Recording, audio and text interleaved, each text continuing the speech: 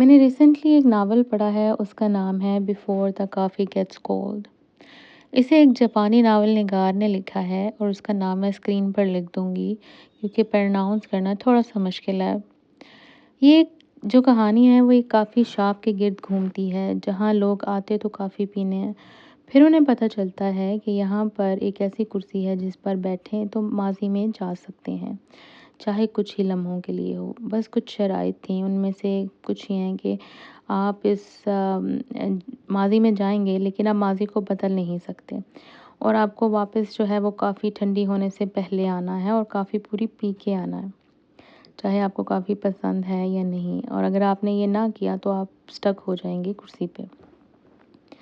یہ کتاب بیسکلی ہمیں سکھاتی ہے کہ واپس جا کر بھی کچھ بدلا نہیں جا سکتا۔ اصل تبدیلی ہمارے دل کے اندر ہوتی ہے جب ہم بات کر لیتے ہیں۔ یہ ایک جذباتی خاموشی سے دل کو چھو جانے والی کتاب ہے۔ یہ ہمیں سکھاتی ہے کہ وقت کی اہمیت، تعلقات کی گہرائی تھوڑی لیٹ سمجھ آتی ہے۔ زندگی موقع کم دیتی ہے، وقت جو محدود ہوتا ہے، ہمیں جو بات کرنی ہوتی ہے، کسی سے ملنا ہوتا ہے، معاف کرنا ہوتا ہے یا معافی مانگنی ہوتی ہے، اس میں ہمیں دیر نہیں کرنی چاہیے ورنہ وقت ہاتھ سے نکل جاتا ہے۔ کتاب ہمیں جو ہے وہ 4-5 لوگوں کی کہانیاں سناتی ہے جو اس کرسی پر آ کے بیٹھتے ہیں۔ ان میں سے کوئی معافی مانگنا چاہتا ہے، کوئی محبت کا اظہار، تو کوئی آخری بار بس دیکھنا چاہتا ہے، کوئی جو ہے ادھوری بات کو مکمل کرنا چاہتا ہے۔ اب آپ یہ سوچیں گے کہ اگر بدل نہیں سکتے تو لوگ واپس کیوں جاتے ہیں؟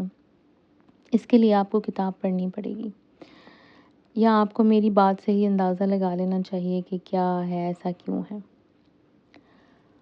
اب آپ سوچیں کہ آپ کو موقع ملے کہ ایک چائے کا کپ اپنے کسی پیارے کے ساتھ پی لیں اور تھوڑے سے لمحات پھر سے جی لیں، تو کیا آپ یہ کرنا نہیں چاہیں گے؟ آئی ایم شور ہم میں سے بہت سارے لوگ یہ کرنا چاہیں گے۔ اس کتاب میں جو ایک ہوتی ہے نا عورت، اس کو مستقبل میں جانا ہوتا ہے، تو وہ پوچھتی ہے کہ کیا میں مستقبل میں جا سکتی ہوں؟ تو اسے بتایا جاتا ہے کہ ہاں یہ ممکن ہے، تو وہ مستقبل میں جاتی ہے۔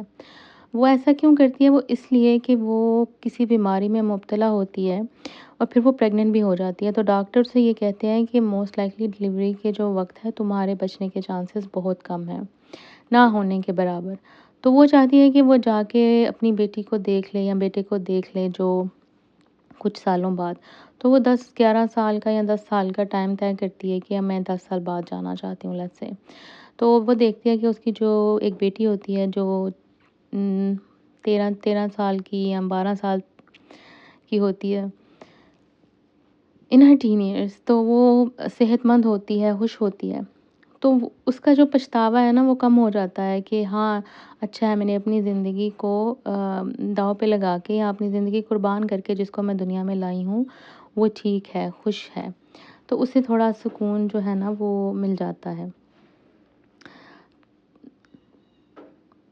تو سمجھ آیا کہ کبھی کبھی یہ پتہ چل جانا کہ ہمارے پیچھے سب ٹھیک رہے گا تو ہم چین سے مر سکتے ہیں، اور کیونکہ ہم مسلمان ہیں تو ہمارا بھروسہ اللہ پہ ہے کہ پیچھے وہ سب ٹھیک رکھے گا، ہمارے بچے یا جو بھی ہم پیچھے چھوڑ کے جا رہے ہیں سب ٹھیک رہیں گے، ان کی زندگیاں اچھے سے چلیں گی۔ ہم وقت کو نہیں روک سکتے، لیکن جو دل کا ایک بوجھ ہے وہ تھوڑا کم ہو جاتا ہے۔ جو ہو چکا سو ہو چکا، اس کو چھوڑ دیں، وقت کے قیدی بن کے زندگی نہ گزاریں۔ جو ہے وہ زندگی گزر جاتی ہے اور پھر پچھتاوے پیچھے رہ جاتے ہیں۔ تو آپ زندگی کو انجوائے کریں، جو وقت آپ کے پاس بچا ہے آپ اسے ضائع نہ کریں اور باقی سب اللہ پہ چھوڑ دیں، تو انشاءاللہ تعالیٰ سب ٹھیک رہے گا۔ آئی ہوپ آپ کو میری آج کی بات سمجھ آئی ہوگی۔ پھر ملیں گے، اللہ حافظ۔